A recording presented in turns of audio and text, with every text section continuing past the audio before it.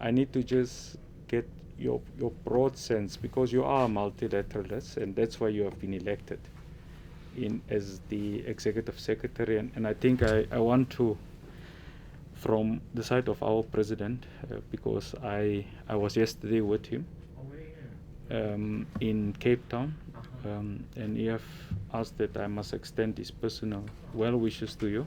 Thank you so much. It's just that he is quite busy with the local democratic process. I think you know, Dr. Floyd. we are a democratic state, and therefore we hold the values, of the UN Charter to ensure that we have very strong democratic governance institutions in place very, very well. I just thought from my side, it's just few issues that I want to just get your broad approach about. And I've said to our colleague here, who is the DES authority, that I'm always pained to know that when you read the literature of MPT, we were initially concerned about the P5, which is obviously your UN Security Council member, which has been categorized as your nuclear weapon states. But since that time, there has been increased proliferation, where you have a number of states which has been newly termed as nuclear armed states, such as India, Pakistan, Israel, and the DPRK, North Korea, that have actually advanced, on our concerns as non-nuclear states. And I thought it's quite important that I just get your understanding, because I know that those are the issues that create anxiety amongst your non-nuclear states. So I think for me that is quite an important issue to do, and just to get your understanding. It's an absolute honor and a privilege to be here today, visiting with you.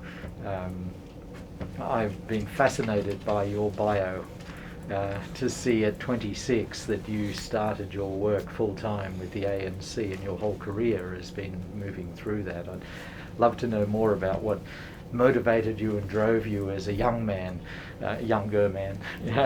but I'd be fascinated to know that, because I see a very determined career. But for me, I've moved into this space of multilateral instruments controlling weapons of mass destruction. I come from a state that is a non-nuclear weapon state like South Africa. I must say, one of the most moving things to me is to be here today in a state that developed nuclear weapons but disavowed them and got rid of them, and is a demonstration to the world that that is a wise and a good thing to do in your own national interest. South Africa stands apart in that way. And when I look at the leadership that you bring to non-proliferation and disarmament, with the history that you did have a program, but you put that aside, that is a powerful position.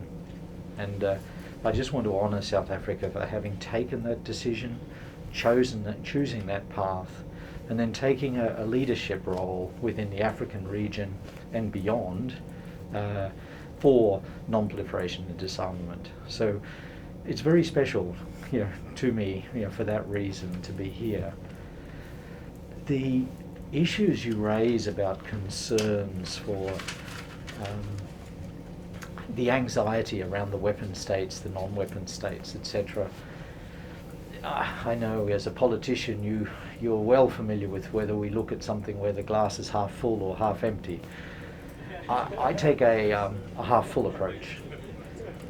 And I consider that before the NPT was brought into place, they thought that by the change of the century, by the year 2000, there could be as many as 25 or maybe 30 states that would have nuclear weapons.